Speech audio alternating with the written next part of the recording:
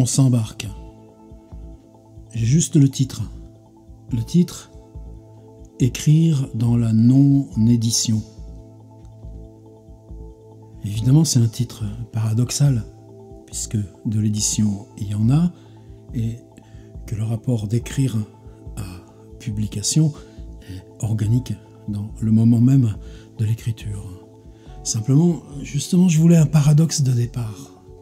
Écrire dans la non-édition pour que la distension ou l'aporie même du titre nous ouvre cet espace de discussion. Alors, sans note, comme une porte qu'on pousse, et je rappelle le contexte. Je voudrais ouvrir un chantier, il est déjà ouvert, que j'ai appelé sur une sorte de court-circuit « Méthodologie de la fabrique du livre ». C'est un chantier au long cours. Je pense qu'on est parti sur 3 mois, 4 mois. C'est un chantier collectif. Je pense qu'une fois toutes les 2 semaines pour l'instant, sur Zoom, on a un point d'1 heure où je voudrais que, même si on est une vingtaine ou plus, c'est bien que chacun puisse avoir le temps de parler de sa démarche, les projets en cours, mais qu'on ne soit pas sur une logique d'atelier d'écriture, et qu'on ne soit pas non plus dans une logique du forum tout ouvert. Donc c'est sur mon espace Patreon, et c'est bien que ce soit comme ça, là j'ai aucun doute. Par contre, on va jouer en permanence sur, là dans la chaîne principale, ma réflexion, et dans l'espace Patreon, le travail commun. Peut-être même aussi en ouvrant des framapads. Tenez, je lis un texte d'une participante reçue après notre première séance. Méthodologie de l'écriture dans tous les sens de la réflexion, de la cogitation à la réverbération.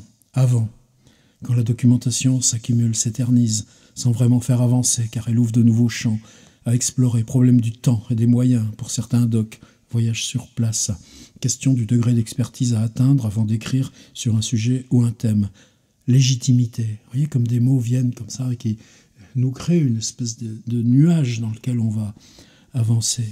Quand l'idée de départ évolue et que tout doit changer quand elle change.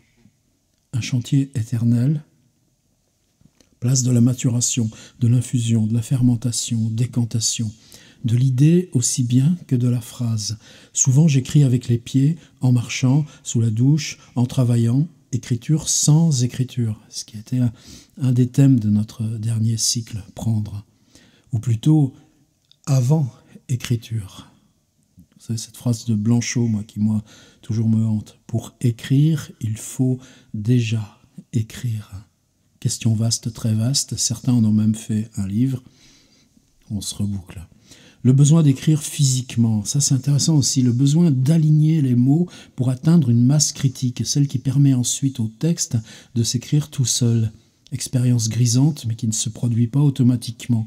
Alors là, pour moi, l'importance des ateliers d'écriture, c'est comment un territoire, et puis un autre, et puis un autre, et puis un autre, on sédimente des matières et on sédimente des affinités pour des formats, des affinités pour des voix, et que selon ces affinités, naît un projet qui n'est pas idéalement, mais qui naît de cette matière même.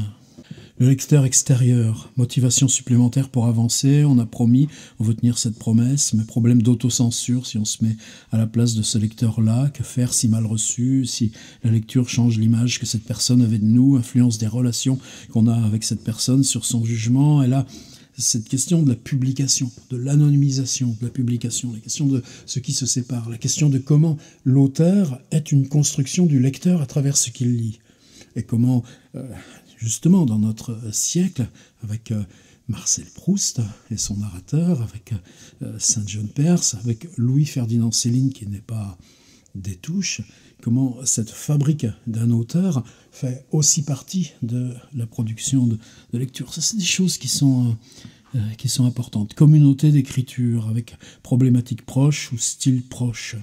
Quelqu'un qui peut comprendre les problèmes, évidemment, éventuellement donner des éléments d'aide, point de vue éclairé, C'est une autre question sur le creative writing. Est-ce qu'il y a une autorité du discours sûr? Ou est-ce que justement ce qu'il y a de passionnant ou vertigineux à avoir la chance, comme j'ai eu, de travailler dans ces contextes création littéraire, moi, en école d'art, c'est précisément apprendre peu à peu à se reculer d'avis, jugements, opinions. Les mails qu'on reçoit, est-ce que vous voulez bien jeter un avis, me jeter un coup d'œil ou donner un avis sur mon manuscrit, mon recueil de nouvelles? Non, c'est pas comme ça que ça marche, c'est un travail. Et ce travail, il est long, il est compliqué, on met du temps à l'apprendre, il y a toujours à le réapprendre, mais c'est un travail de non-savoir. De quoi on se débarrasse pour appréhender un texte, reconnaître dans un texte les éléments de structure, etc. Et recréer les liens avec la bibliothèque. Bibliothèque qui ne sera pas, en l'occurrence, la vôtre. Question du temps à consacrer au travail des autres en retour. Ça, j'y reviendrai. Considérer l'échec, le fait que le lecteur n'aime pas, qu'il ait une opinion négative. Ça, avec les étudiants, mais j'y suis jamais arrivé. Ah, monsieur, vous aimez pas un? Non, c'est pas ça.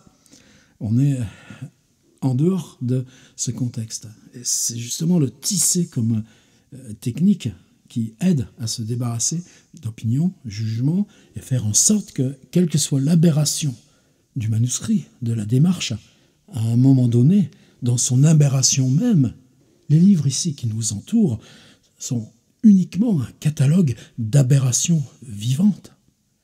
Mais comment cette aberration, à un moment donné, elle trouvera son point de finalisation, son point d'achoppement qui lui permettra cette autonomie, d'être reconnue comme édition possible.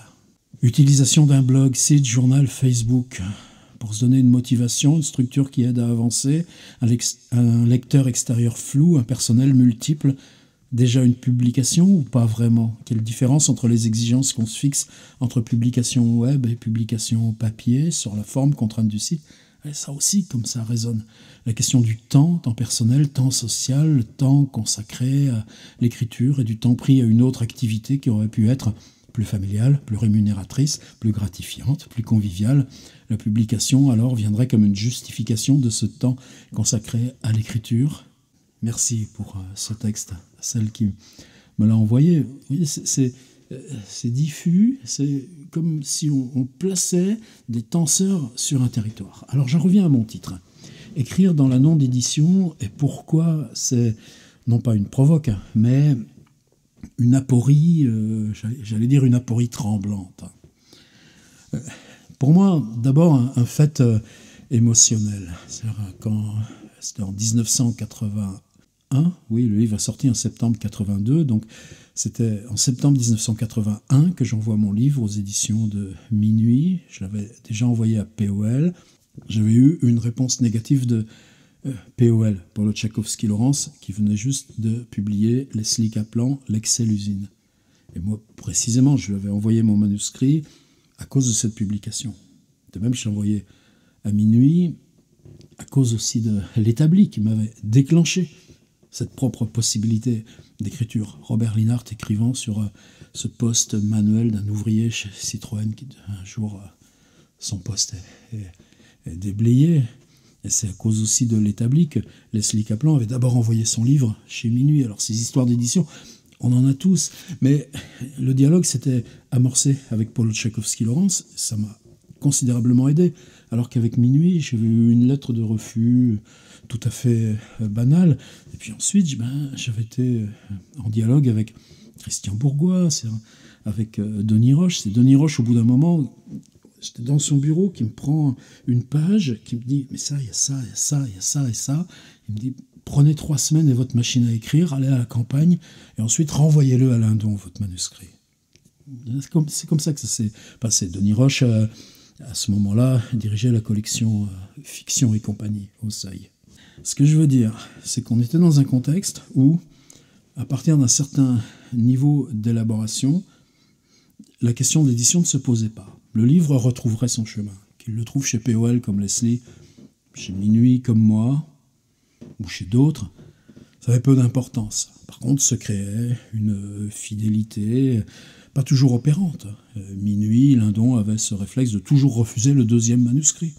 C'est Marine Diaye qui a brisé la première, cette espèce de conjuration. Elle a pris son manus, comédie classique, elle l'a apporté chez POL.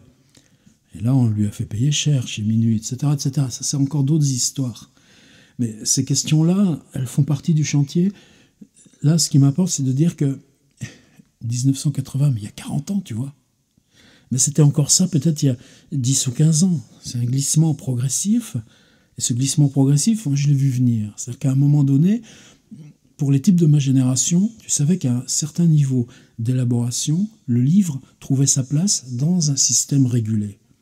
Avec pas tant que ça de sorties par an, avec un système de critique littéraire qui, même dans les gros trucs, genre le Monde des livres, genre le Libé des livres, genre la quinzaine littéraire, faisait son job de régulation au lieu d'être tous à se faire concurrence pour parler de la même petite poignée d'ouvrages pour que leur enseigne passe avant les autres.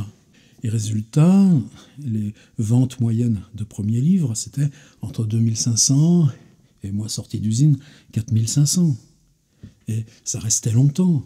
Même sortie d'usine, il se vend encore. Tous les ans, ça me rapporte 300 balles. Bon, c'est pas grand-chose, mais symboliquement, qu'est-ce que c'est important. Bon, aujourd'hui, on sait que ce système, il faut quand même pouvoir l'analyser. Là, on est dans le corps aussi de ce que je voudrais ouvrir avec ce écrire dans la non-édition. C'est-à-dire, le marché du livre va bien, il est stable.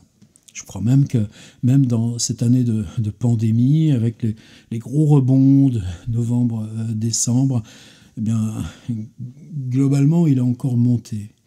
Il a monté en masse absolue, mais si on regarde à l'intérieur, est-ce que c'est la même chose? C'est-à-dire un volume constant. Par exemple, ce à quoi je pense avoir assisté, en tout cas depuis 20 ans, c'est qu'un nombre de plus en plus restreint de titres font une espèce de pic qui là atteint des proportions énormes. Je suis hyper content pour l'ami Letellier. Et ce boulot là aussi collectif, humble, mais formidable. Là, les deux pieds dans les phrases de Loulipo, le livre d'Hervé, après le prix Goncourt, c'est énormément vendu. Tant mieux, on peut que s'en réjouir. Simplement, d'autres éditeurs, je me souviens d'un courrier de Corty là, que je regardais tout à l'heure, pour eux, 1000 exemplaires, mais c'est extrêmement rare maintenant. Des copains qui ont publié des livres, même chez Gallimard, eh bien, 3 mois plus tard, une fois les retours faits et les comptes établis, c'était à 90 ou 150. Donc cette espèce de courbe, elle n'est pas du tout ce qui nous permettait, nous, il y a 2 décennies, 3 décennies, de dire tu publies un bouquin, tu lâches ton job, par exemple. Est-ce que tu lâches ou est-ce que tu ne le lâches pas? Mais selon que tu le lâches ou que tu ne le lâches pas, nous on le lâchait, c'était tellement mieux. De toute façon, on pouvait toujours se débrouiller. Tu avais des commandes France Culture, tu pouvais avoir des docus sur Arte, c'était convivial. Fallait le mériter. Et puis une fois que tu avais passé le premier truc, bon, là aussi c'est collectif, t'apprenais. Et puis la radio, c'est pas simple non plus. Mais au moins, il y avait aussi cette régulation. Les bibliothèques avaient un rôle important, qu'elles n'ont plus du tout. Parce que des mecs comme moi, tu regardes sur 5 ans, combien de fois tu es allé dans une bibliothèque? Je fais un article là-dessus, sur cette question-là, pour les ateliers du livre. À Aix-en-Provence, ça m'a aidé à regamberger un petit peu ça, mais c'est une redisposition importante, très importante des cartes. Les jeunes auteurs d'aujourd'hui, s'ils ne lâchent pas leur job, ben, est-ce que tu peux écrire ou travailler ou t'embarquer ou partir à l'étranger, etc., de la même façon? C'est pas décisif, je dis pas ça. Je dis que dans le contexte, disons qu'en gros, nous on publiait un bouquin tous les 2 ans, bon, ça suffisait à se démerder. Je peux citer là des dizaines et dizaines de copains pour qui ça a été le cas. Alors on se fabrique, intérieurement, on se fabrique. Et puis toutes ces choses-là, ça a des corollaires. Ça, j'en ai parlé déjà plusieurs fois. Balzac, il vendait à un éditeur un tirage de 1500 ou 2500, ou la possibilité d'imprimer pendant une durée de 2 ans ou 4 ans, et ensuite, il reprenait ses droits. Ça veut dire qu'il revendait la série sous un autre titre, il appelait ça études philosophiques, à la fin il a appelé ça la comédie humaine, mais dans cette reconfiguration et la possibilité de réécrire, oui, tu peux le racheter, puisque lui-même a réécrit à l'intérieur. Dans ces conditions-là, tu fixes ton travail sur un certain nombre de pôles que tu peux mûrir progressivement. Pour moi, dans les pôles, il y a la question de la ville, de l'urbain, il y a la question du travail et de l'usine, il y a la question des lectures. Donc ces espèces de pôles, ils sont à durée de vie extrêmement dense, longue. C'est-à-dire qu'à la limite, j'aurais fait jamais qu'un livre sur la question de l'usine, qu'un livre sur la question de la ville. Mais dans la mesure où, pour chaque ouvrage, tu cèdes la totalité de ta propriété intellectuelle à un éditeur, tu es bien forcé d'entrer dans ce système de la nouveauté permanente. Ça, c'est des choses, on ne va pas entrer là, ce n'est pas la question. Je reviens. Pour moi, ce qui est important, c'est que, disons, depuis 10 ans, là où des manuscrits avaient de toute façon, évidemment qu'à ce niveau d'élaboration, à ce niveau d'implication personnelle, à ce niveau de respect de la chose littérature, tu lis, tu sais comment ton texte s'insère là, dans les grands fantômes, tu sais le petit champ opératoire dont tu t'es saisi et où tu as été à l'épreuve toi-même, où tu es allé au-delà de toi-même. C'est-à-dire c'est quelque chose au-delà de toi qui s'est passé là, et que tu tiens maintenant dans tes deux mains, sous forme virtuelle, puisque c'est quoi aujourd'hui? C'est un vague fichier qui transite. Mais où ça trouvait sa place dans une édition régulée, le jeu beaucoup plus chaotique, beaucoup plus centré sur à la fois des normes consensuelles. Prenez catalogue Minuit, prenez catalogue POL, prenez catalogue Vertical. Je ne dis pas qu'ils ne font pas chacun un travail rigoureux. Là, des verticales, j'en lis régulièrement. Des bouquins de l'Olivier, j'en lis régulièrement. Des POL, j'en lis régulièrement. C'est pas la question. Je dis que l'image catalogue prime sur, ou du moins tient à plus de distance, ce qui peut bousculer. C'est pas non plus une apologie du bousculement par soi-même. Mais cette question de la norme, dès lors qu'on s'éloigne, justement, je ne parle pas de Verdier parce qu'ils ne payent pas leurs auteurs, ça me gêne. Mais si on prend des gens comme Minuit, POL, ou Vertical, on voit ce travail, ou Un Culte, par exemple, qui fait un travail formidable, on voit cette ouverture aux formes neuves qui continue de se régénérer, et certains, c'est leur enseigne. Un Culte, par exemple, même si derrière, il y a le gros appui d'Actes Sud, et puis qu'un auteur qui va casser la baraque chez Un Culte, eh bien ensuite c'est la machinerie Actes Sud qui va s'en servir, et ce jeu-là, c'est un petit peu pareil aussi, Paul et Vertical chez Gallimard. On engage si peu de capital. Et puis en plus, ces collections, elles ont l'appui du CNL, etc. Globalement, ça coûte rien. Qu'est-ce que ça peut faire alors que tu n'en vendes que 200 ou 300 exemplaires? Mais c'est pas dans leur tête. C'est cette régulation qui se fait comme ça. Mais si tu t'éloignes et que tu prends le cercle autour, il y a des choses très bien qui paraissent chez Stock. Je pense à Luc Lang et d'autres. Des choses très bien, formidables qui sortent chez Fayard. Il y a une curiosité, il y a une jeune patronne à Canveux, il y a des directrices de collection qu'en veulent. Chez Grasset, des auteurs amis qui publient chez Grasset. Donc, le cercle, il y a toujours des choses bien, c'est pas la question. Et ils peuvent aussi accepter le vôtre. Les noms des personnes qui dirigent des collections dans ces maisons, ces personnes-là sont toujours à l'affût. C'est pour ça que je dis qu'écrire dans la non-édition est un titre juste et faux. Un titre paradoxe, justement parce que dans chacune de ces grandes maisons, même si à chaque fois qu'on ouvre un peu le cercle, les processus consensuels deviennent plus dominants, c'est pareil, il y a toujours des exceptions. Sur Facebook, je suis un gars qui, depuis 20 ans, est au volant de sa voiture pour parcourir les librairies du Grand Est et défendre la tchatcha. Et il les lit dans ses nuits d'hôtel. Ou maintenant, là, qu'est-ce que c'est riche, ces chroniques Facebook. Ces lectures à mesure. Ces lectures, c'est des bouquins 4 mois avant qu'ils paraissent. Ce que je veux dire, c'est qu'il n'y a pas, pour moi, de rejet. C'est-à-dire, ce système continue de fonctionner. Simplement, dans ce fonctionnement, les équilibres sont différents. Par exemple, en France, je pensais à 1200 ou 1400 éditeurs répertoriés. Eh bien, 85% de ce chiffre, c'est les 10 premiers de ces éditeurs. Et encore, je pense que si on prend la totalité du chiffre d'affaires du marché du livre, 600 titres vont représenter au moins 70% de ce volume-là. Ça a été formidable, apparemment, la santé du marché du livre pendant toute l'année de confinement, mais les mémoires de Barack Obama, qu'est-ce que ça représente là-dedans par rapport aux auteurs dont je parle dans mes services de presse? C'est ça la question. Durée moyenne d'un livre en librairie, 5 semaines. Alors là encore, c'est pareil. Il y a des librairies résistantes, militantes, il y a des librairies excellentes, des librairies, quand vous entrez, vous ne repartez pas sans un bouquin.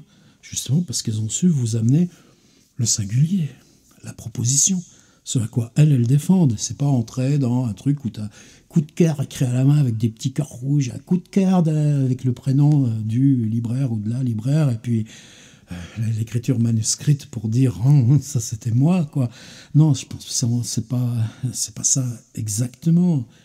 Puis tant mieux qu'il y ait ça. Je veux dire qu'on est dans un système qui globalement fonctionne, mais où tous les tenseurs sont devenus plus pointus sur un nombre plus restreint d'éléments. Alors quelles conséquences? Par exemple, là, depuis 2 ans, je faisais des accompagnements de manuscrits. Passionnant. Tu entres dans une conversation avec une personne. Moi, je prenais plutôt le bouquin au niveau embryonnaire, au niveau du projet. Et puis, je disais, pendant 4 mois, on se fait 5, 8 Skype sur une période restreinte, là aussi, parce que si on laisse trop traîner, ça marche pas. Mais comment arriver à distinguer ce qui prend forme? Comment... Et c'est pareil, c'est pas une question de s'approprier, c'est une question de dire, dans cette pratique de distanciation que j'ai, comment je peux apprendre à reconnaître des tenseurs qui me semblent dialoguer avec des éléments précis du champ contemporain. C'est pas une mainmise, c'est pas une rédaction. Ça, c'est les étudiants en école d'art qui me l'ont appris très vertement au départ. C'est pas toi qui donnes la solution. Simplement, tu crées le terrain et tu crées le contexte pour que la décision esthétique appartienne à celui avec qui tu dialogues. C'est-à-dire que, comme dans les ateliers d'écriture, là, je reçois des messages. J'ai fait l'atelier d'écriture chez Gallimard, j'ai fait l'atelier d'écriture chez Bing, ça n'a pas marché, ou ça a marché, mais là, je voudrais... Non, c'est pas ça, moi, mon truc. Je travaille pas avec les gens qui enchaînent les ateliers, quoi. Et surtout pas Gallimard, où tu payes 1500 balles pour un truc où tout en ce moment, ça fleurit partout, ces écoles d'écriture, les mots, etc. Bon, c'est pas la question, ils font du bon boulot, ils invitent des auteurs et tout. Wow, c'est simplement, vous avez choisi ça, quelque part, assume ta décision et va au bout de ta décision. Refais un autre truc, mais chez Gallimard. Claque tes 1500 balles. Moi, ça coûte 130 balles, mais c'est pas compatible. Bon, là, on est autre chose, là. On est dans ces trucs d'atelier d'écriture, mais il y a un dialogue. C'est, par exemple, pour moi, qu'est-ce qui s'est passé là dans mes 4 ans de cycle d'atelier? Est-ce que l'atelier d'écriture est une fabrique d'auteurs? Non. Mais est-ce que dans le travail collectif qu'on instaure à se mettre ensemble sur les mêmes thématiques, chacun a pu développer sa singularité et sa construction d'auteur? Je crois que c'est ce qui me donne, moi, le plaisir le plus vertigineux. C'est-à-dire que l'atelier d'écriture, mais c'était aussi ça dans l'école d'art, c'est toujours la perspective de on a commencé là, on est dans un pacte, mais comment tu vas t'en débarrasser de ce pacte? À quel moment tu l'éjectes, l'autre? Et c'est pas négatif, au contraire. Alors évidemment, des fois, ça va jusqu'au livre publié. J'ai pas de liste secrète dans mon ordi, mais ça peut être 24, entre 24 et 30, je sais plus. Puis c'est pas, mais ça compte pas. C'est-à-dire, tu as croisé tel auteur à tel moment dans un atelier, il en était là dans son chemin, il a eu besoin de cette mise en perspective. Ok, c'est son truc.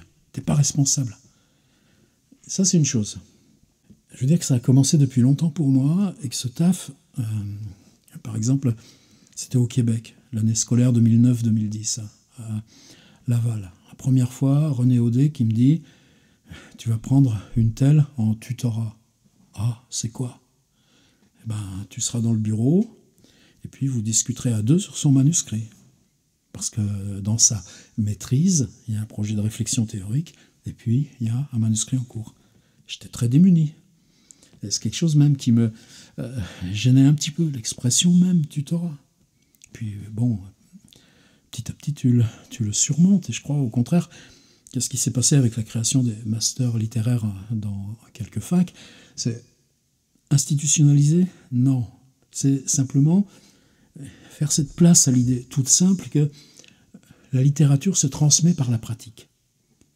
Et que si elle se transmet par la pratique, si c'est l'enseignement, c'est la transmission qui va vers elle-même et se construit, mais que si tu vas vers le chemin d'auteur, cette indépendance, cette autonomie, tu la fabriques là, dans cette période où on est à plusieurs. Le groupe, l'animateur, et ça, il y a toute une histoire de ça. Il y a une histoire depuis John Gardner, The Art of Fiction, dans les années 70, et puis Raymond Carver qui vient amener quelques pages à John Gardner, mais dans un lieu très précis. C'est pas un mail où tu dis « jette un coup d'œil sur mon manuscrit ». C'est quel processus de travail on entame ensemble.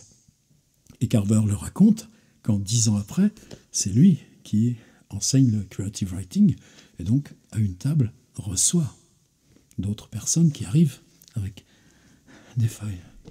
Et certainement, depuis 3 ans, 4 ans, ces choses-là, alors c'est un double mouvement. Et ce double mouvement, c'est ça qui me fait ouvrir cette vidéo, et c'est ce qui me fait lui donner ce titre paradoxal, écrire dans la non-édition. C'est-à-dire que je vois des manus que j'ai pu accompagner ou pas, parce que ça a toujours été dans ce petit monde d'édition, tu vois, tu sais les choses qui circulent, et tu sais pas où elles vont atterrir, mais tu sais bien qu'elles vont atterrir, et donc tu suis où ça en est, ce processus. Mais bien c'est beaucoup plus dur. C'est-à-dire que des projets ou des manuscrits qui auraient de toute façon rejoint plus ou moins facilement, il y a toujours un temps, il y a toujours une décantation, c'est un jeu de taquin, c'est une affinité personnelle, c'est quelque chose qui se crée. Est-ce que ça marche par des comités de lecture et tout ça? Je ne sais pas, j'y crois pas à ça. Mais il y a toujours des éléments. Tu vois passer un tweet que un tel dont tu connais le travail vient de rejoindre telle maison. Est-ce que ce sera une collection sous son propre nom ou simplement être là pour dire dans la team, moi je chercherai des manus, dans les manus qui circulent dans toutes les maisons, je choisirai ce manus, et à ce moment-là se passe un dialogue, une construction. Donc, vous voyez, c'est ça cette dialectique. Ça existe encore. Ça existe encore, mais dans les maisons d'édition, avec un contexte qui se durcit par ce nombre restreint. Et c'est terrorisant quand vous voyez les rentrées de septembre, avec les livres annoncés en juillet, etc. C'est-à-dire, là, bon, cette année c'est un peu bizarre, mais tu vois qu'en général, le rythme, c'est qu'en janvier-février, les éditeurs décident de leur rentrée de septembre. Ensuite, eh bien, les projets sont soumis déjà aux libraires qui vont faire des préemptions de tant d'exemplaires pour la mise en place. Et ensuite, tu te sers des chiffres de ces prêts mis en place à 6 mois en amont pour dire, vous voyez comme ce livre-là va marcher et amplifier la boule de neige. Donc, à chaque fois, se crée la restriction sur ce nombre restreint de titres. Après, il y a une période ouverte. Mais ça dure quoi une rentrée littéraire? 3 semaines. Pendant 3 semaines, ce qu'on te dit, c'est que c'est pas d'avoir un article important là, ou un vrai boulot de critique, c'est combien de fois tu as d'occurrences, de petits entrefilés ou de sélection de listes de recommandations dans tel magazine, dans telle radio, dans tel machin, et que c'est ce brouillard de nombres là, et puis au bout de 3 semaines, tu sais très bien, pour chaque maison d'édition qui en a sorti 6 ou 10, ben, il y a les 2 qui vont marcher, et puis les autres, c'est plus la peine, quoi. Et ça, c'est quelque chose d'entièrement neuf par rapport à ce que moi je pouvais, ce dont j'ai pu bénéficier il y a 40 ans. C'est-à-dire, un mois après, quand tu vois ce qu'est devenu ton livre, les retours, la non-réception, tu auras une radio ici, une signature là, et puis ben, démerde-toi avec ça. Comment tu reviens à l'écriture? Comment tu te remets à ta table? Mais là, toujours pareil, c'est une dialectique. Par exemple, moi, ce qui me frappe, c'est que, tout à l'heure, j'ai dit, sur 1200 maisons d'édition, moins de 10 font 90% des chiffres. Ok, d'accord. Maintenant, regarde là, moi, ce que j'ai fait de mes services de presse depuis 2 ans. C'est quoi les livres qui comptent? Ils sont où? Et c'est un apprentissage parallèle. En école d'art, qu'est-ce que c'est difficile? Tu es dans une espèce de bulle, c'est pas la publication qui compte. C'est après l'école. Waouh! C'est que dès que le manuscrit commence à prendre forme, s'éduquer, mais à quoi? Un jeu éditorial? Non. Mais dire que aller vers un autre paradoxe. Les mises en page des livres, le travail éditorial. Et là, c'est toute une galaxie. Je ne veux pas les citer parce que ça... mais souvent pour moi maintenant, c'est des rapports personnels avec le ou la personne qui a créé cette microstructure et se bat à manches retroussées pour chacun de ces titres.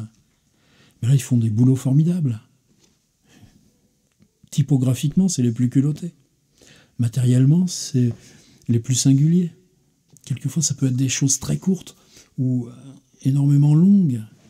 Mais comment vous allez apprendre à vous y repérer? C'est-à-dire, est-ce que tu te dis, j'ai bossé 2 ans, 4 ans sur un truc, allez hop, je me fais la tournée des Grands-Ducs, Paul, Verdier, Minuit, etc. Et puis ça fait rien, j'aurai 10 lettres de refus. Et attention, eux aussi en acceptent, eux aussi on... toujours cette dialectique. Mais comment vous allez vous reconnaître dans cette galaxie de ceux qui font le premier boulot? Après, moi, ça vaut, par exemple, tu vois des jeunes auteurs qui publient dans telle maison, c'est Chine, tu repères cette singularité, tu vois que ça prend forme, tu es heureux, ça respire. Puis, 4e ou 3e, voire 2e bouquin, ça y est, ça part dans une maison plus grosse. Et puis, tu te retrouves, là, tu es dépendant des articles, etc., etc. Et puis, finalement, le bouquin, il ne va pas faire le même boulot que ce que c'était dans la toute petite maison. Ça, les exemples, ça prolifère.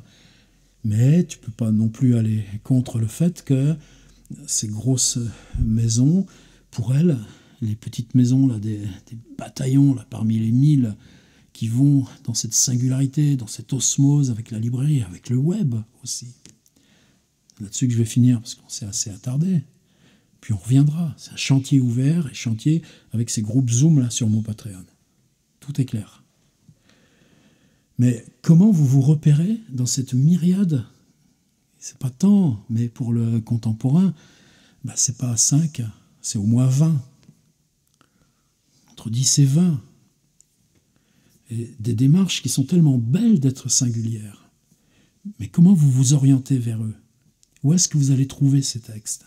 Comment vous allez savoir que si vous leur écrivez, c'est pour dire, voilà ce que j'aime dans votre boulot. Puis ça suffit pas, parce que si tu fais 10 lettres d'envoi des éditeurs en disant chaque fois, voilà, j'ai aimé tel livre, bon, tu ne seras pas crédible non plus. Donc mais ça, c'est aussi une éducation à faire. Donc ça aussi, ça fait partie des critères de ce qu'on a. Je vais finir sur un autre continent qu'on ne va pas épuiser, mais qui fait partie des gros tenseurs. L'édition, c'est quoi? C'était que la maîtrise des techniques, des typos, de la composition, de l'impression, supposait, comme pour les maisons de disques autrefois, de passer par une étape industrielle, même si l'édition en elle-même n'était pas un processus industrielle, mais quand elle s'est séparée de la librairie, c'est le moment de massification, etc. Ça, il y a plein de choses sociologiques, etc., pour travailler là-dessus. Mais aujourd'hui, on a tous accès aux moyens les plus sophistiqués de lire des livres. C'est-à-dire quand vous prenez un bouquin standard, les bouquins standards qui aujourd'hui, dans les grandes maisons d'édition, se diffusent à moins de 1000 exemplaires par an, voire même moins de 2000 ou 3000, ça passe sur les machines de print on demand. C'est quoi les machines de print on demand? C'est les mêmes imprimantes, sauf que des choses extrêmement performantes, sauf que la gestion du livre, c'est pas faire un tirage de 10 000 et puis repasser 40 minutes à charger la disquette d'un autre titre. Ça, c'était encore il y a 5-6 ans. Non, c'est comment le programme réarme la machine à chaque titre. Même s'il rationalise que si tu as 10 commandes, tu vas regrouper les 10 commandes, recharger, repasser, etc. Mais la machine travaille en continu et change en permanence de titre. Après, ça imprime la couverture. Ensuite, c'est plié, massicoté. Et hop, ça part en distribution. Ça veut dire que quand on édite soi-même ses propres livres, on dispose des mêmes machines, des mêmes structures. Alors évidemment, il faut apprendre le taf, il faut apprendre la compo, ou travailler collectivement avec des gens qui t'aident pour la compo. Autrefois, pour moi, ça aurait été totalement inaccessible, les Express, même InDesign. Je suis une banane en InDesign. Simplement, maintenant, avec des outils même comme Word, on arrive à une complexité de gestion des bas de page, de gestion des césures, de formatage, qui nous permettent le même taf. Par contre, la rançon est immédiate. C'est-à-dire, ces deux mouvements, ça aussi, ça s'analyse, ça aussi, c'est important. Quand je dis double mouvement, c'est que à la fois lire le bouquin qui se vend à 100 000 exemplaires, c'est pas forcément notre truc. Allez voir chez Abrupt, chez Gros Texte, chez Contralé, chez Logre, mais je pourrais en sortir bien d'autres. Les Louise Bottu ou Marest, etc. L'attente. Lire ce qui vous convient, c'est des communautés plus restreintes. Mais justement, regardez aussi pour la musique. Est-ce qu'on a envie d'être tout le temps dans le mainstream? C'est très bien le mainstream. Il n'y a aucun problème. Je suis content du dernier livre de Mauvigné chez Minuit, et quand je vois, lui il ne me l'a pas envoyé, mais si je vois mes enfants le lire, dire waouh, c'était super le dernier Mauvigné, aucun problème. La question s'exprime différemment. Là où vous allez positionner votre singularité, l'idée de communauté dans la réception, la circulation, les librairies associées, les web associés, ça va être plus important. Il n'y aura pas cette verticalité de l'opinion, de la régulation, de la médiation. Et je vous dis, toujours approche paradoxale, il n'y a aucun problème sur ce fonctionnement-là. Simplement vous, est-ce que vous avez le choix? Est-ce que vous allez pouvoir vous mettre tout de suite là? Peut-être, il y a toujours des effets de Apax, bon, rarement sur des textes qui nous intéressent, mais c'est une autre question. Mais par contre, comment vous allez vous insérer dans cette communauté agissante? Et là, pour moi, c'est un problème qui recoupe verticalement le fait que vous publiez, que vous passiez à l'auto-publication. Je préfère beaucoup ce terme à celui d'auto-édition, ou que vous soyez en osmose avec un éditeur qui défend à l'unité ces titres, qui les vend un par un, qui s'accroche. Dans les deux cas, la question c'est qu'est-ce que vous donnez? Et ça, qu'est-ce que je reçois des mails? Je vais publier ci et ça. Ouais, mais il est où ton site? Il est où sont où tes réseaux? C'est pas une obligation de réseau. C'est pas ça non plus. C'est par contre, qu'est-ce que toi tu donnes? Qu'est-ce que toi tu donnes dans le bled où tu vis avec la librairie où tu achètes tes livres? Qu'est-ce que tu donnes là, toi, dans blog ou podcast ou ce que tu veux? Et qu'est-ce que tu lis? Qu'est-ce que tu défends? Et c'est ça la question de la communauté. C'est-à-dire, c'est pas simplement dire fais des podcasts sur les livres que tu lis ou balance sur Instagram les choses que tu aimes lire, et puis tu verras, tu auras des choses en retour. Le renvoi d'ascenseur, ça marche plus. C'est une question aussi, mais c'est pas trop secondaire pour qu'on s'en occupe. C'est juste que la notion de communauté, peut-être que quand moi j'ai commencé, tu avais un groupement de libraires, l'œil de la lettre. Mais tu avais 40 librairies en France, puis quand tu sortais un livre, tu allais en faire 10 en 2 mois. Puis tu en faisais d'autres 2 ans après pour l'autre livre. La notion de communauté n'est plus celle de ce qu'on nommait autrefois chaîne du livre. Vous imaginez avoir mis en valeur autant les chaînes? Non, les chaînes, c'est l'esclavage. Les chaînes, c'est les cadenas. Donc ça, terminé. Par contre, dans cette histoire de communauté, le fait que le web ne propose pas, autrefois on disait, publie sur le web, tu t'adresses au monde entier. Non, c'est pour ça que ces structures comme Patreon, ça change aussi le jeu. Tu crées des communautés beaucoup plus actives, beaucoup plus denses, et chacun, c'est un ensemble de communautés disjointes. J'utilise un appareil Lumix GH5. Il y a un groupe Facebook utilisateur de GH4, GH5. Je trouve mon bonheur. La question des Rolling Stones, pour moi, reste un chantier justement esthétique, culture, production extrêmement important. Et puis destin de vie, ces mecs qui arrivent à 75 ballets. Et donc je suis dans au moins 2 forums extrêmement importants.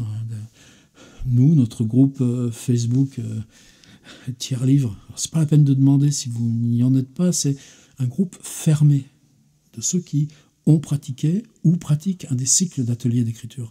C'est la condition, c'est important. Mais vous voyez, et le web, même Facebook, se réorganise en fonction du fait qu'il n'y ait plus de communauté universelle. Alors que rentrée littéraire, foire du livre, prix littéraire, marche encore dans cette verticalité.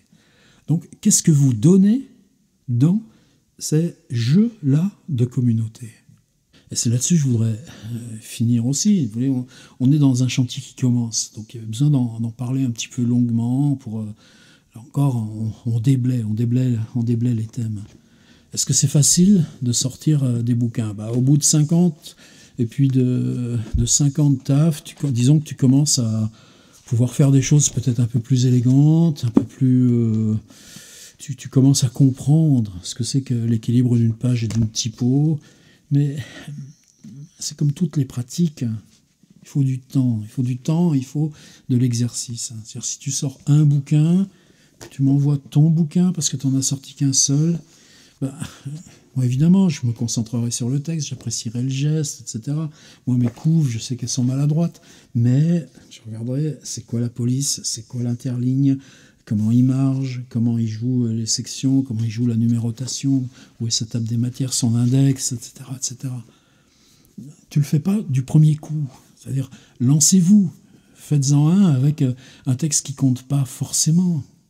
Ça, c'est important. Et vous savez que pareil, là, sur ce Patreon, là, il y a un ensemble de tutos, 4 vidéos de 40-50 minutes. Excusez, c'est long, mais c'est le processus complet pour essayer d'en fabriquer un truc.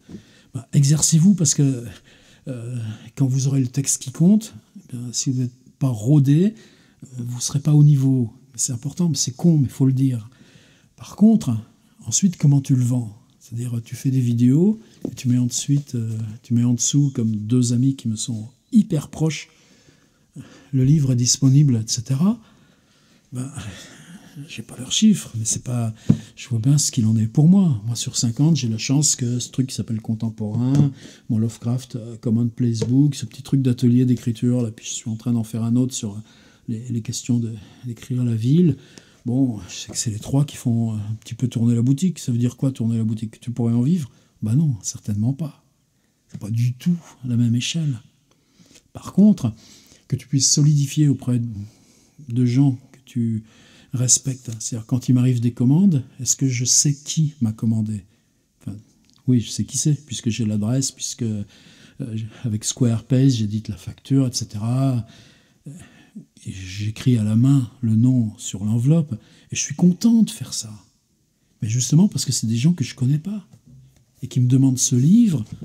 Mais qu'est-ce qui les a amenés là? Comment ils m'ont rencontré? Est-ce que c'est par la vidéo? Est-ce que c'est par le site? Est-ce que sur leur propre détermination parce qu'ils cherchent un thème? C'est pas ma question, ça. Mais, vous voyez, on est dans des choses extrêmement diffuses, extrêmement précises, qui restent à toute petite échelle. Et puis, c'est comme les vidéos YouTube avec 0 vue. Des fois, c'est pas les plus inintéressantes. Celles qui ont 5, 10, 15 vues, 20 vues. Il y a des travaux formidables. Mais pour le print on demand, c'est encore plus dur.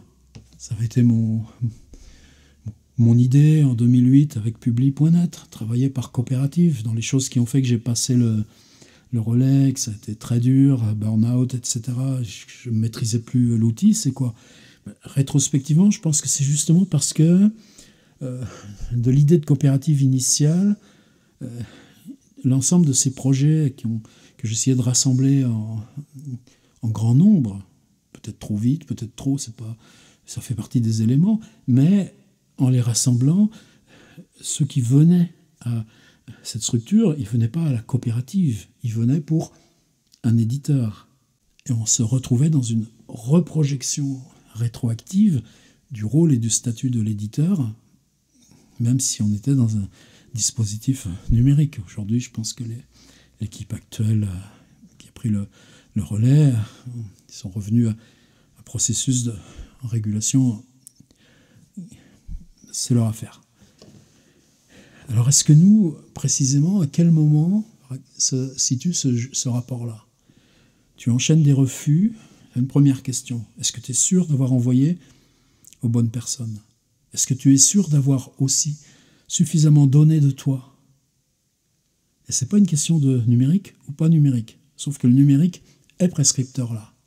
Pour que, au moment où tu veux faire circuler l'objet plus dense, qui est ton travail littéraire, il y a cette reconnaissance, cette identification, parce que reconnaissance c'est un mot à double terme, mais à un autre niveau.